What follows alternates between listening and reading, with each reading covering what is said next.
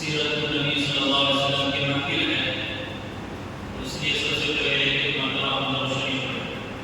اللہم صلی علی محمد وعلی آل محمد کما صلیت علی ابراہیم وعلی آل ابراہیم انک حمید مجید۔ اللہم بارک علی محمد وعلی آل محمد کما بارکت علی ابراہیم وعلی آل ابراہیم انک حمید مجید۔ سلام مصور کے جس نے بے بسوں کی نزدیکی کی، سلام مصور کے جس نے بادشاہی میں فقیری کی، سلام مصور کے اسرار محبت جس نے سمجھائے، سلام مصور کے جس نے زخم کھا کر پھول برسائے، سلام مصور کے جس کے گھر میں چاندی تھی نہ سونا تھا، سلام مصور پہ ٹوٹا بوریہ جس کا بچھونا تھا، سلام اس پر کہ جس کے نام کی عظمت پہ کٹ کرنا مسلمان کا یہی ایمان، یہی مقصد، یہی شکر۔ حضرات علماء کرام، عزیز طلباء، اللہ تعالیٰ کا بے انتہا فضل کرم احسان ہے کہ اللہ نے مجھے اور آپ کو تھوڑی دیر سیرت کے مطابق کچھ باتیں کہنے سننے کے لیے آمد جمع فرمایا ہے۔ سب سے پہلے میں مبارکباد دینا چاہوں گا اس ادارے کے مدیر جناب حافظ القاری اصغر حسین صاحب کاریکوٹی، جن کی کوششوں کے نتیجے میں الحمدللہ یہ مبارک سلسلہ مدارس سیرت النبی صلی اللہ علیہ وسلم کا شروع ہوا ہے۔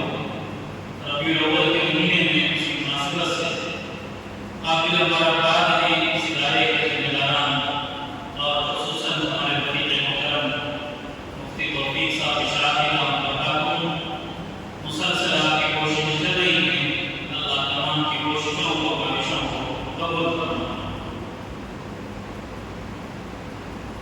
مستقل طور پر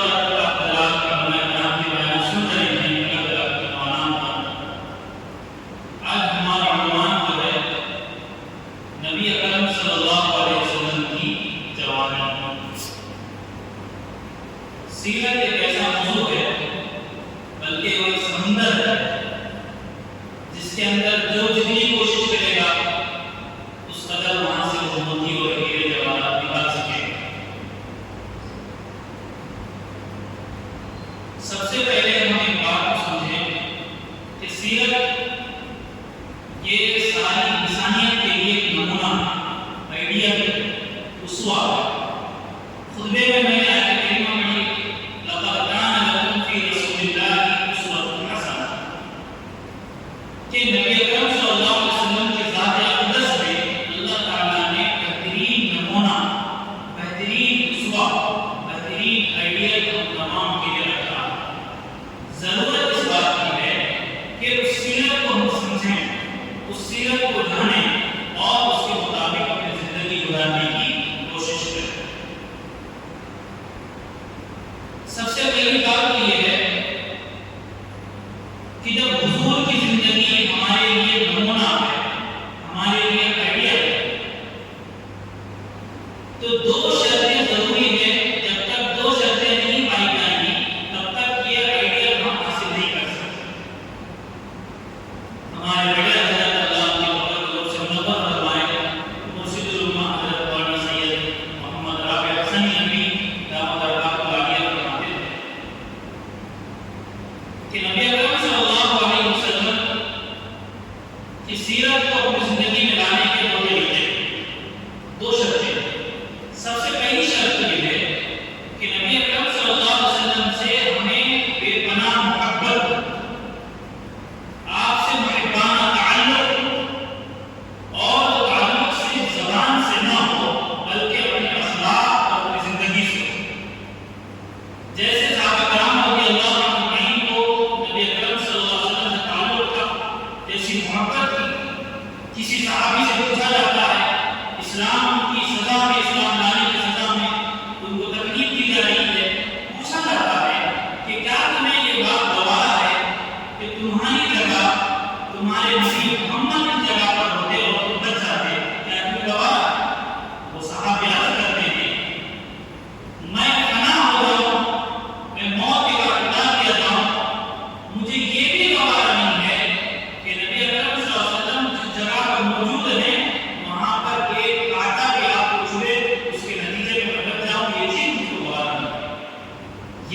محبت، یہ صحیح طور سے محبت کے بعد اور محبانہ تعلق صحابہ کا۔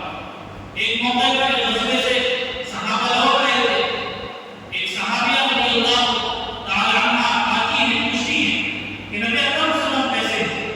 ان سے کہا جاتا ہے آپ کے والد کا انتقال ہو چکا ہے، آپ کے والد شہید ہو چکے ہیں۔ وہ پھر سوال کرتی ہے یہ بتاؤ کہ نبی اکرم صلی اللہ علیہ وسلم کیسے ہیں؟ اس سے کہا جاتا ہے کہ تمہارے شوہر بھی شہید ہو گئے، تو اس کی بھی پرواہ نہیں کرتی۔ پھر پوچھتی ہے کہ میرے نبی کیسے ہیں؟ پھر ان کو کہا جاتا ہے نبی اکرم صلی اللہ علیہ وسلم الحمدللہ خیریت سے ہیں۔ تو پھر صحابیہ کی زبان سے جو جملہ نکلتا ہے وہ اصل وہ جملہ سننے کے قابل ہے اور سونے سے لکھنے کے قابل ہے۔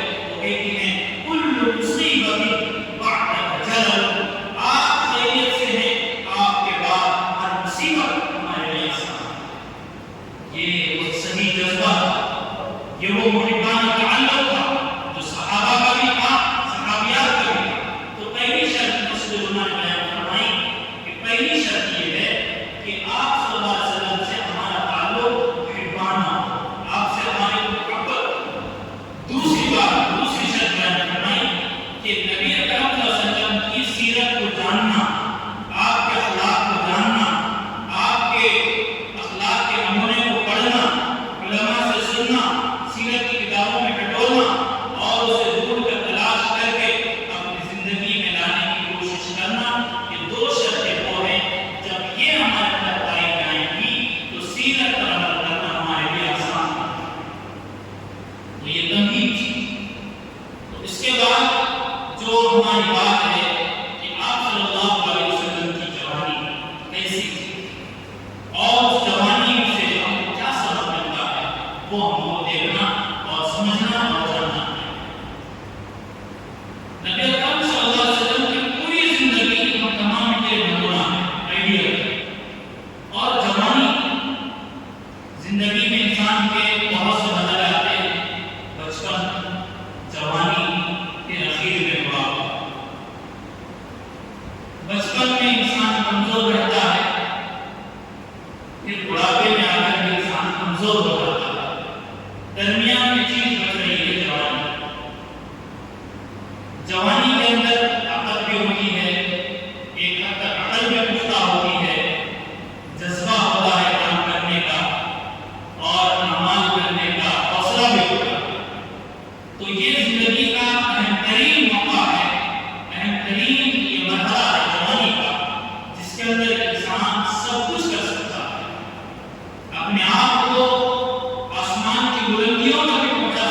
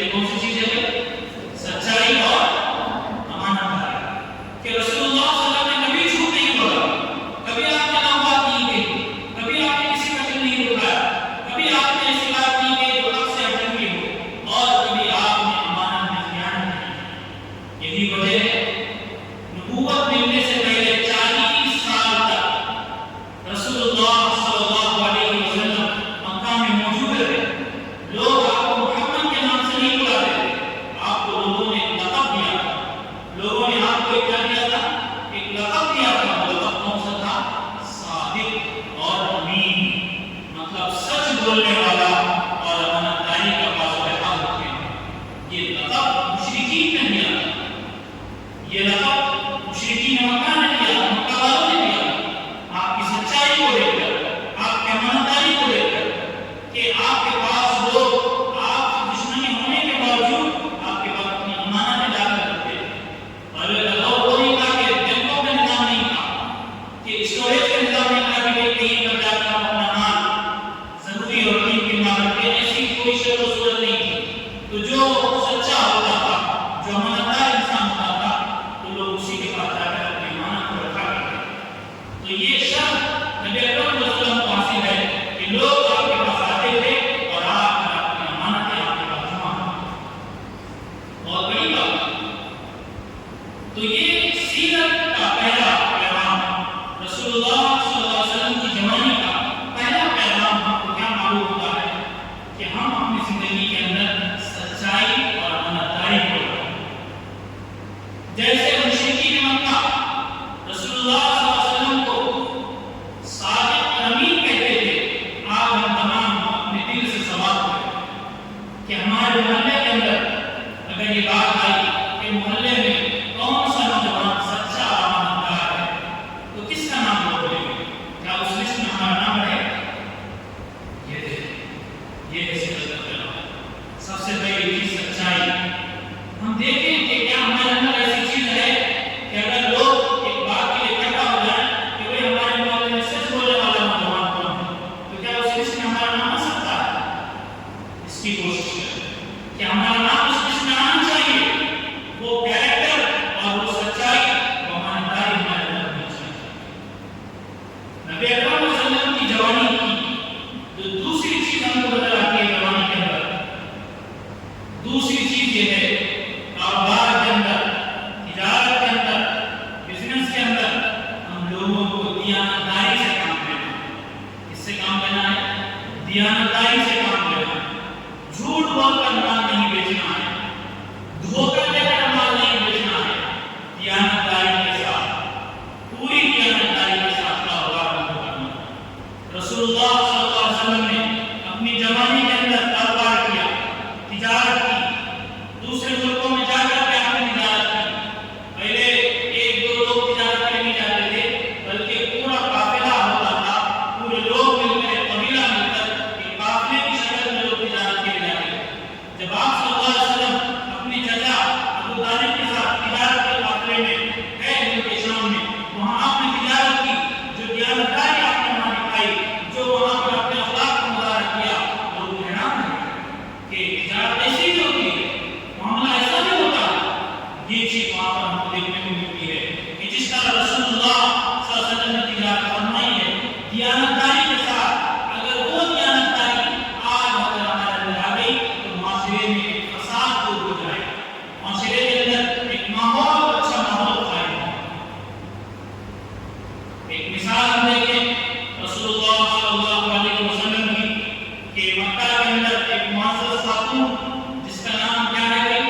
حضرت خدیجہ الکبریٰ رضی اللہ تعالیٰ عنہ، بہت مالدار خاتون، بہت پیسے والی، بہت پیسے والی، بہت مالدار خاتون۔ جب انہوں نے سنا نبی اکرم صلی اللہ علیہ وسلم کے بارے میں تو پھر آپ سے یہ رابطہ قائم کیا کہ آپ کو اپنا مال دے کر تجارت کے لیے بھیجا، اور آپ کے ساتھ اپنے غلام کو بھیجا، ان کا نام تھا میسرہ۔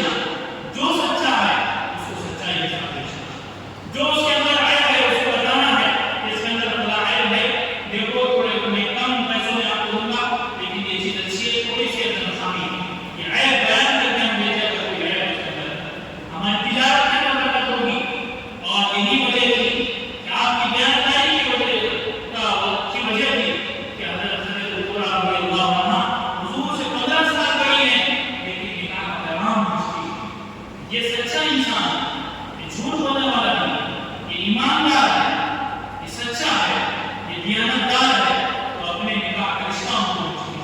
اس کو کہتی ہے میرے آقا خاتم النبیین صلی اللہ علیہ وسلم کو نکاح کا رشتہ ہونا چاہیے۔ کوئی معمولی بات نہیں، حالانکہ بڑی خاتون تھی، بڑے پیسے والوں کی، بڑی مالدار، بڑے بڑے لوگوں سے نکاح ہو سکتا تھا، لیکن نہیں، حضرت خدیجہ رضی اللہ عنہا کس کو دیکھا؟ اخلاق کو دیکھا، دیانتداری کو دیکھا، امانتداری کو دیکھا۔ تو آج اگر ہمارے معاشرے میں، ہمارے گاؤں کے اندر، ہمارے محلے میں اگر کوئی سوال کرے کہ ہمارے محلے کا کون سا ایسا نوجوان ہے جو بالکل صحیح طور سے دیانتداری کے ساتھ جاب کرتا ہے، تجارت کرتا ہے، تو کیا اس میں ہمارا نام آ سکتا ہے؟ دیکھیں، اگر ہمارے نوجوان کاروبار کر رہے ہیں، کوئی پر بھروسہ نہیں کرے گا، کوئی پر اعتماد نہیں کرے گا، تو کتنی شرم کی بات ہے، کتنی شرم کی بات ہے کہ ہم پر اعتماد کسی کو حاصل نہیں، ہم پر کسی کو بھروسہ نہیں، کتنی شرم کی بات ہوگی اگر ایسا ہو، ایسا نہیں ہونا چاہیے۔ تیسری بات جو نبی اکرم صلی اللہ علیہ وسلم کی جوانی سے ہم کو ملتی ہے، پہلی بات کیا تھی؟ سچائی، دوسری بات دیانتداری، تیسری بات ہے جو ہمیں رسول اللہ صلی اللہ علیہ وسلم کی سیرت میں دیکھنے کو ملتی ہے، وہ تیسری بات ہے بیکار چیزوں سے، لغو چیزوں سے اپنے آپ کو بچانا، بیکار چیزوں سے، فضول چیزوں سے اپنے آپ کو بچانا۔ مکہ کا معاشرہ، مکہ کا ماحول ایسا تھا، سب جانتے ہیں، بالکل بھیا گزرا ماحول، کوئی وہاں پر حکومت نہیں کرنا چاہتا تھا، بالکل شراب پینے والے، ناچ گانا کرنے والے، رقص کرنے والے اور گندی محفلوں میں شریک ہونے والے ایسے نوجوانوں کا ماحول تھا۔ ایسے ماحول میں رسول اللہ صلی اللہ علیہ وسلم نے اپنے دامن کو بچایا، داغدار ہونے نہیں دیا، کبھی گندی محفلوں میں آپ شریک نہیں ہوئے، کبھی آپ شراب کی محفلوں میں نہیں گئے، کبھی ناچ گانے کی محفلوں میں نہیں گئے، اپنے آپ کو بچا کر رکھا۔ کیا بات نہ ہو ان سے، معاشرہ جتنا بگڑا ہوا ہے، معاشرہ جتنا خراب ہو، اگر انسان یہ طے کر لے، ہمارا نوجوان یہ طے کر لے، میں بری مجلسوں میں نہیں جاؤں گا، میں گندی جگہوں پر نہیں جاؤں گا، شراب کی مجلسوں میں نہیں جاؤں گا، ناچ گانوں کی چیزوں میں نہیں جاؤں گا، تو اسے کوئی وہاں جانے سے مجبور نہیں کر سکتا، وہاں جانے کو مجبور نہیں کر سکتا، وہ اپنے آپ کو برائی سے بچا سکتا۔ ضرورت کیا ہے؟ وہ طے کر لے اس بات کو کہ میں بری چیزوں میں نہیں جاؤں گا۔ آج دیکھیں اپنے نوجوانوں کو، ہماری نوجوانی کہاں لگ رہی ہے؟ موبائل کے فالتو گیموں میں، سریات کی ویڈیوز میں، عجیب عجیب طرح کی ریلز میں، نمونے نمونے کے چینلز میں، عجیب چیزوں میں ہماری جوانی لگ رہی ہے۔ سیرت کا پیغام ہے، سیرت کا پیغام ہے، ہماری جوانی بیدار ہونی چاہیے، ہماری جوانی بیدار ہونی چاہیے، گناہوں سے بیدار، نافرمانیوں سے بیدار، برائیوں سے بیدار اور فحش کاموں سے بیدار، بری مجلسوں سے بیدار، بری جگہوں سے بیدار، ہماری جوانی ہونی چاہیے۔ تین باتیں ہوں گی، پہلی بات سچائی، دوسری بات دیانتداری، تیسری بات بری چیزوں سے اپنے آپ کو بچانا۔ تیسری بات ہوئی، چوتھی بات یہ ہے کہ ہمیں ہمیشہ انصاف کے لیے کھڑے ہونا چاہیے۔ ہمیشہ کس کے لیے کھڑے ہونا چاہیے؟ انصاف، عدل و انصاف کے لیے، ظلم کے لیے نہیں، عدل و انصاف کے لیے۔ رسول اللہ صلی اللہ علیہ وسلم کی سیرت اٹھائیں، آپ کی جوانی کو دیکھیں، آپ کی جوانی میں ہم کو ملتا ہے کہ آپ ہمیشہ ظلم کے خلاف کھڑے رہے، ہمیشہ انصاف کے لیے کھڑے رہے، ہمیشہ عدل کے لیے کھڑے رہے۔ ایک واقعہ ہے جس کو سیرت میں کہا جاتا ہے حلف الفضول۔ کیا کہا جاتا ہے؟ حلف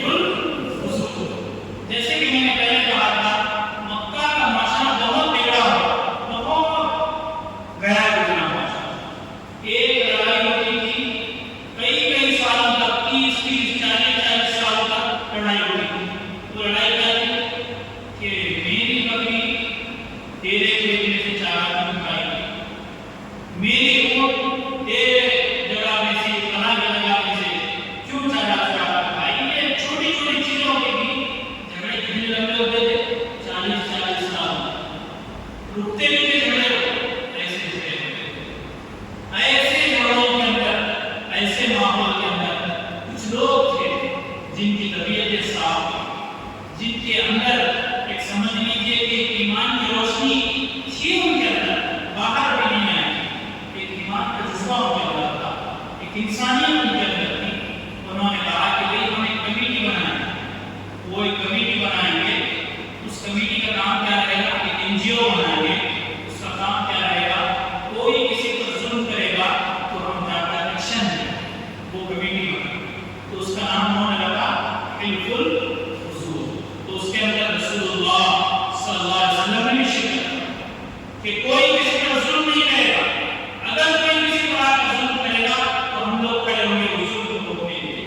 یہ جذبہ رسول اللہ صلی اللہ علیہ وسلم کی جوانی. تو آج ہم دیکھیں کیا ہماری جوانی، کیا ہمارے نوجوان ایسے ہیں جو ظلم کے خلاف کھڑے ہوتے ہیں یا وہ خود ظلم کرنے والے؟ دیکھیں ہم نوجوان، ہم اپنے اندر دیکھیں کیا ہم ظلم کے خلاف آواز اٹھانے والے ہیں یا خود ہم لوگوں پر ظلم کرنے والے ہیں؟ اس چیز کو دیکھیں. تو رسول اللہ صلی اللہ علیہ وسلم کی سیرت کا، آپ کی جوانی کا ایک پیغام یہ ہے: ہمیشہ عدل کا ساتھ دینا ہے، ہمیشہ انصاف کا ساتھ دینا ہے، ہمیشہ اچھائی کا ساتھ دینا ہے، ظلم کے خلاف کھڑے ہونا ہے. تو سیرت کا ایک پیغام یہ ہے کہ رسول اللہ صلی اللہ علیہ وسلم کا عاشق کبھی ظالم کا ساتھی نہیں ہوتا. وہ ہمیشہ عدل کا، انصاف کا ساتھی ہوتا. ظلم کرنے والا چاہے ہمارا بھائی کیوں نہ ہو، ہم اس کے خلاف کھڑے ہیں. ظلم کرنے والا ہمارا بڑا کیوں نہ ہو، ہم اس کو خلاف کھڑے ہیں. ظلم برداشت نہیں. اللہ کو شرک تو برداشت ہے لیکن ظلم برداشت نہیں. اس کی سزا آخرت میں ملنے والی ہے جو شرک کی ہے، لیکن ظلم اللہ کو بہت لنہلکن الظالمین. اللہ نے کہا ظالموں کو ہم دنیا کے اندر ان کے ظلم کا مزہ چکھاتے ہیں. فرعون کتنا بڑا ظالم تھا، اللہ نے دنیا میں اس کو مزہ چکھایا. شداد کتنا بڑا ظالم تھا، اللہ نے اس کی سزا دنیا میں اس کو بتائی. شرک کی سزا آخرت میں اللہ کے پاس ہے، لیکن ظلم جو کرتا ہے اس پر دنیا کے اندر اللہ کی طرف سے سزا. ایک وقت آتا ہے، اس وقت میں وہ گرفتار ہو جاتا ہے. آدمی چاہے جتنا لگتا پھرے، جتنا ظلم کرتا رہے، جتنا اس کے پاس پیسہ ہو، جتنا مال ہو، جتنی دولت ہو، جتنی اس کے پاس ریل ہو مال دولت کی، لیکن اگر ظلم کر رہا ہے ایک وقت آئے گا اس ظلم کے خلاف لوگ کھڑے ہوں گے، اس کا گریبان پکڑیں گے، اس سے سوال کریں گے، اسے مجرم ٹھہرائیں گے. وقت آئے گا. ابو جہل نے جو ظلم کیا کیا انجام ہوا؟ معصوم سے دو بچے صحابہ اس پر چڑھتے ہیں اور اس کا سر قلم کرتے ہیں. یہ جذبہ، یہ وہ ظلم کے خلاف ہونے والی آواز، جو ایمان کی آواز. تو سیرت کی جو رسول اللہ صلی اللہ علیہ وسلم کی جوانی ہے، چوتھی بات جو معلوم پڑتی ہے ہمیں کیا کرنا ہے. ہمیشہ کس کا ساتھ دینا ہے؟ انصاف. ہمیشہ ہمیں ظلم کے خلاف رہنا ہے، ظالم کا ساتھ نہیں دینا ہے، ظلم کا ساتھ دینا ہے. 4 چیزیں ہو گئی. پہلی چیز سچائی، دوسری چیز دیانتداری، تیسری چیز فضول چیزوں سے اپنے آپ کو بچانا، چوتھی چیز ہے ہمیشہ انصاف کا ساتھ دینا، ہمیشہ مظلوم کا ساتھ دینا، ظالم کا ساتھ ہرگز نہیں دینا. 5واں نقطہ، 5ویں چیز جو ہم نے رسول اللہ صلی اللہ علیہ وسلم کی جوانی سے ملتی ہے وہ ہے حکمت کے ساتھ، مصلحت کے ساتھ جھگڑوں کو حل کرنا. حکمت کے ساتھ، مصلحت کے ساتھ جو معاملہ ہے اس معاملے کو نمٹا لینا، معاملے کو ختم کرنا. اس کی مثال ہم رسول اللہ صلی اللہ علیہ وسلم کی سیرت میں دیکھیں تو آپ صلی اللہ علیہ وسلم کو نبوت ملنے سے پہلے تقریباً آپ کی عمر جو تھی 35 سال کی، 35 سال آپ کی عمر تھی. تو اس وقت مکہ میں ایک سیلاب آیا تھا. اس سے پہلے بھی آ سکتا آیا تھا. تو سیلاب کی وجہ سے کعبۃ اللہ کی کچھ دیواریں گر گئی.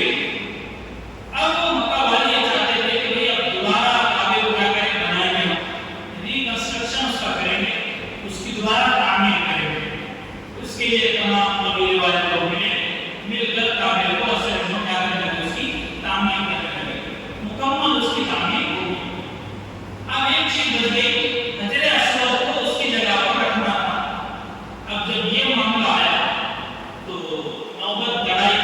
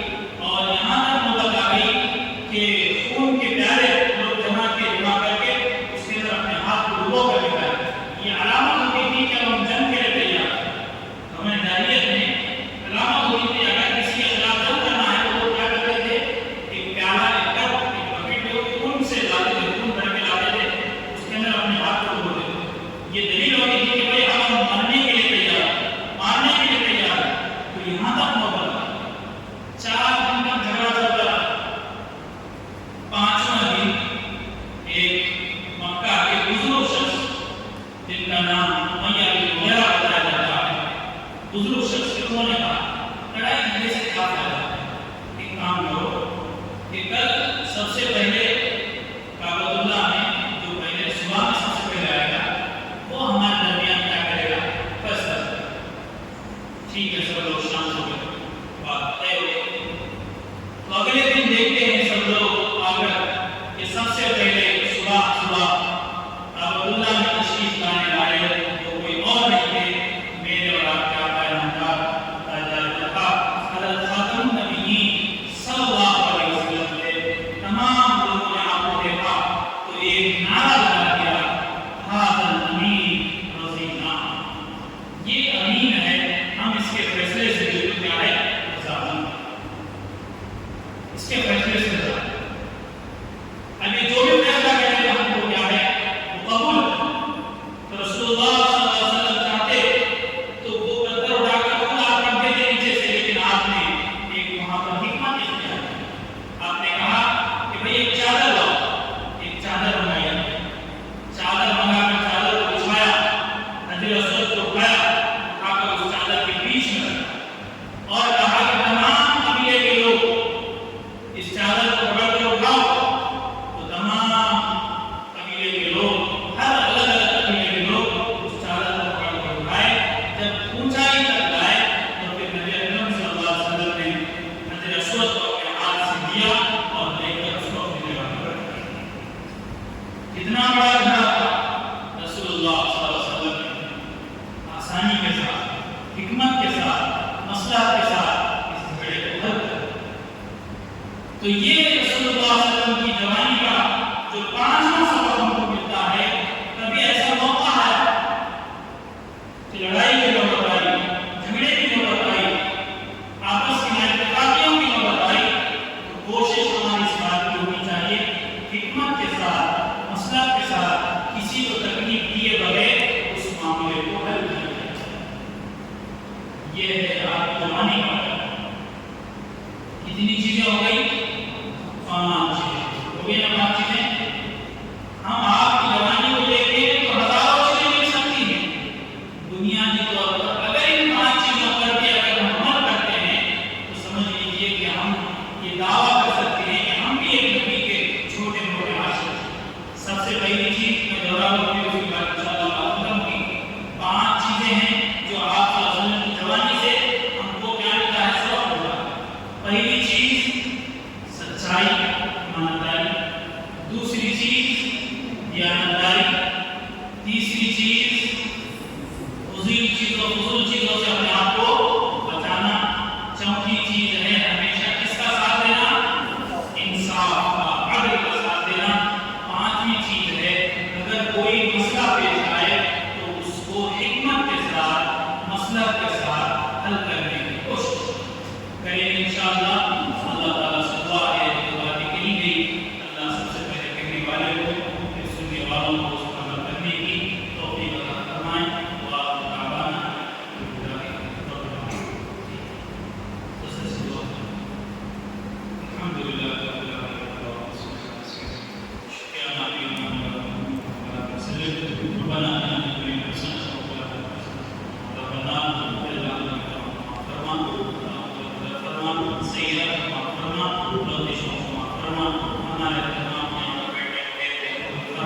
सीरत की सूरत में जुड़ने और तमाम को कबूल फरमा, जो बातें कही गई सब को याद और फरमा, सीरत